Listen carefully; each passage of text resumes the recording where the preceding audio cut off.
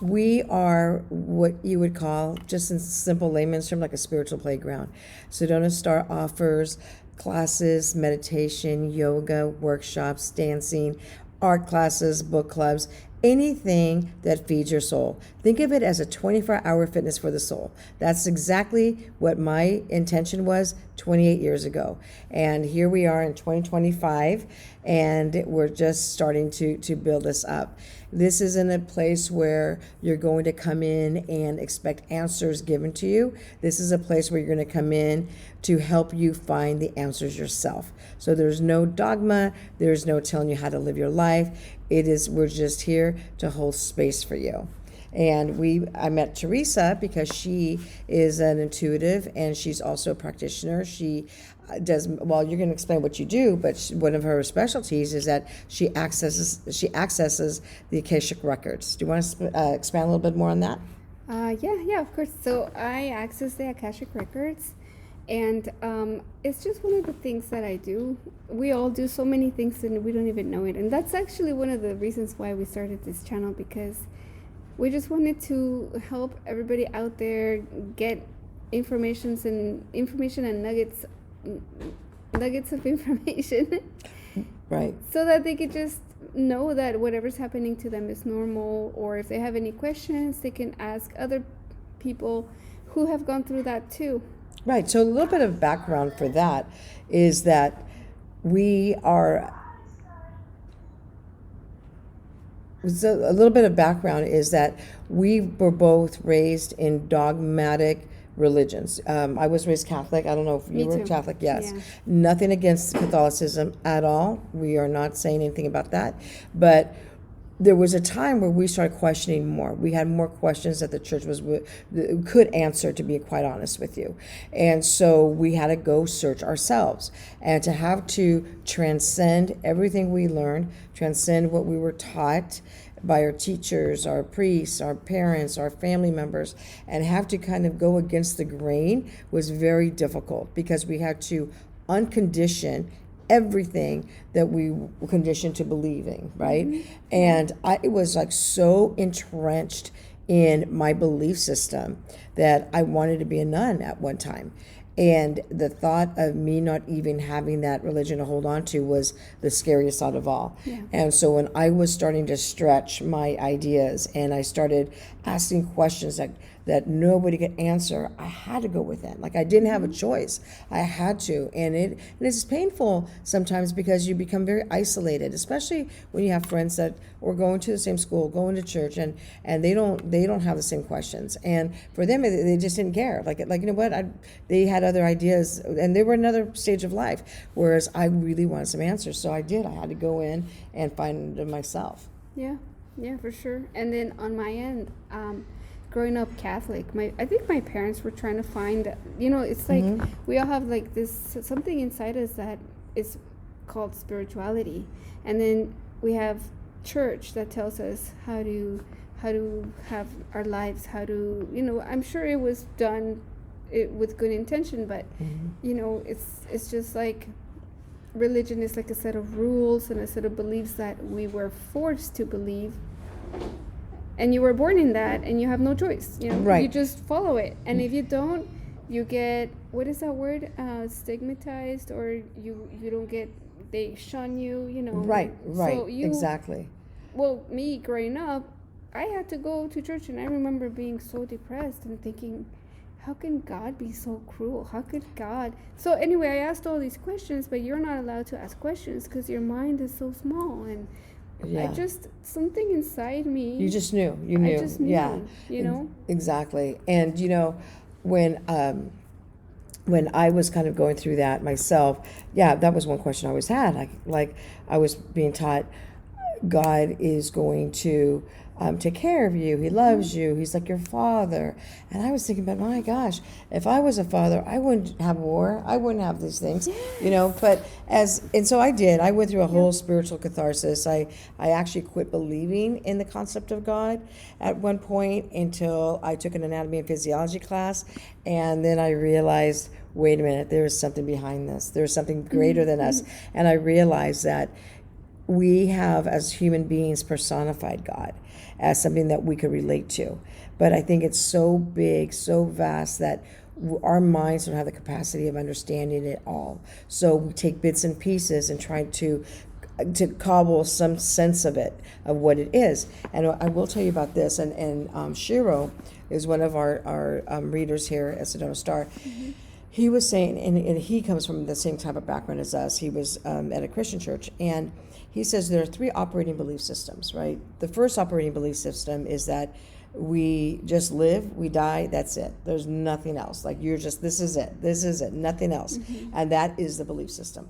The second belief system is that we are beholden to an all-powerful God, that we are at God's mercy. We thank God when something good happens to us. As long as we follow those 10 commandments, we will be assured that we're going to have a good life, and if something does go wrong, well, either you did something wrong or you're going to find out why later. And that just, for me, just didn't resonate.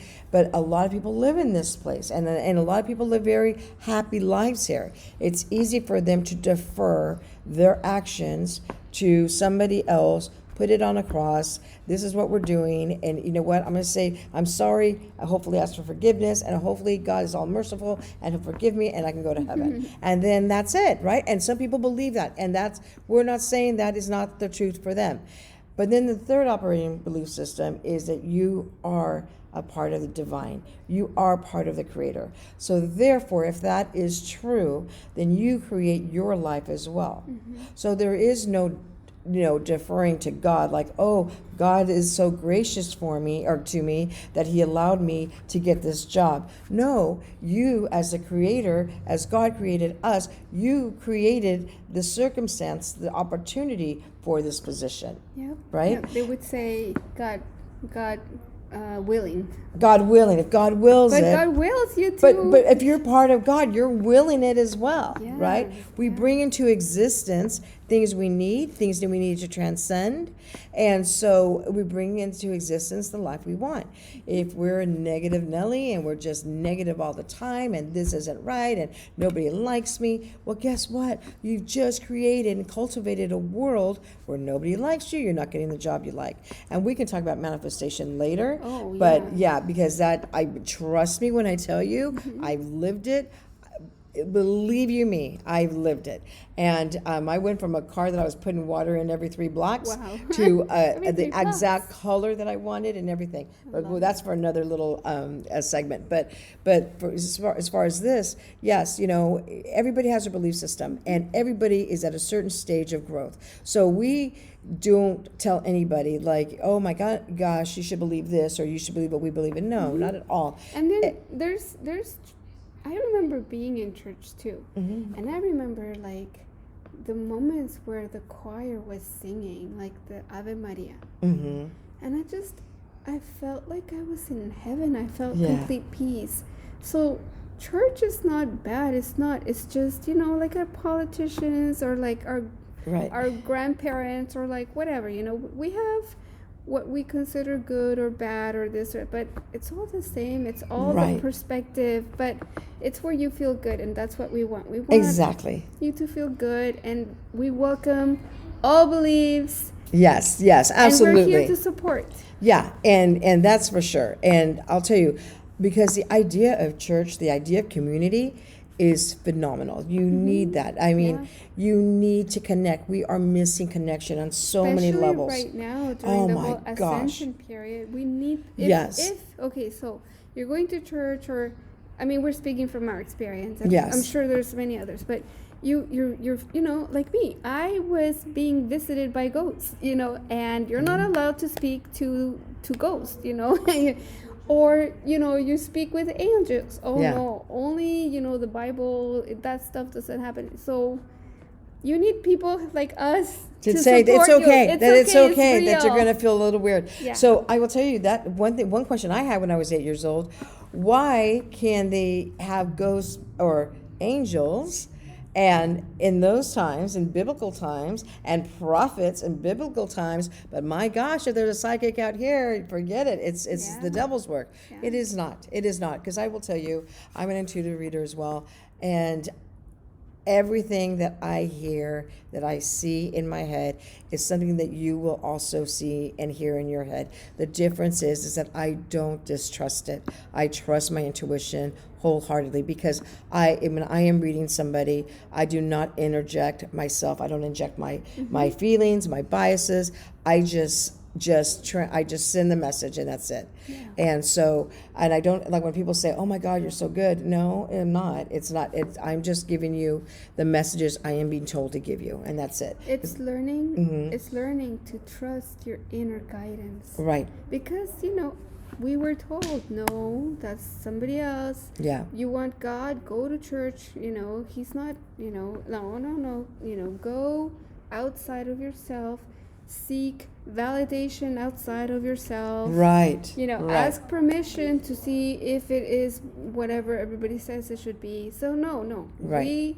Here. It's all in here. Yeah, exactly. And that's how you start trusting all the messages you get, because we get that. Everybody has that. Yes, everybody has it. Yes, so you can go to spiritual fairs and look for psychics. Honestly, I'm telling you this, sometimes you go for clarity maybe, but that's it. Don't go for answers, because those answers are within you. Yeah. Right? Yeah. Yeah.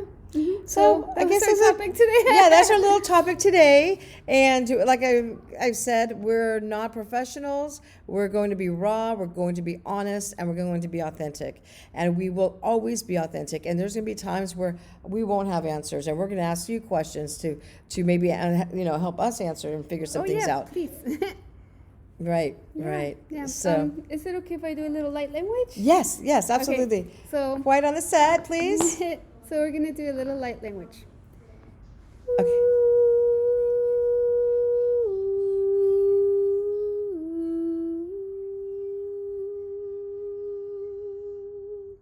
And right now I'm just being told that that's going to be good for remembering who we are. It's going to help. Yes. So whatever thoughts come into your mind, write them down. Yes. You don't have to believe them right away, but just keep a diary. You will remember. Yeah, absolutely. Remember who you are, know who you are. I will say this, one thing, and we please do not think we're disparaging any religion or any church. This is our experience, and so that's how we connected.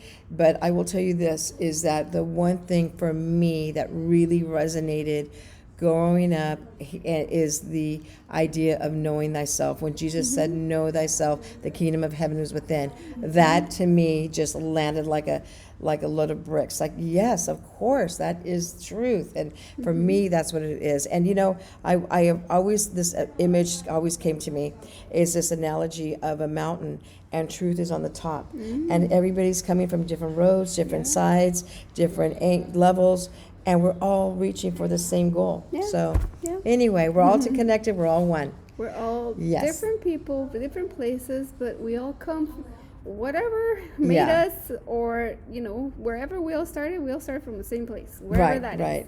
Yeah. And we'll find out. Yeah. Alrighty. Thank you so much. Bye. And from the heart of Sedona. Oh, we never did say that our place is called Sedona Star Holistic Spa. So that's why we're calling this podcast tentatively From the Heart of Sedona Star. Yes. So from the heart of Sedona Star. From us to you.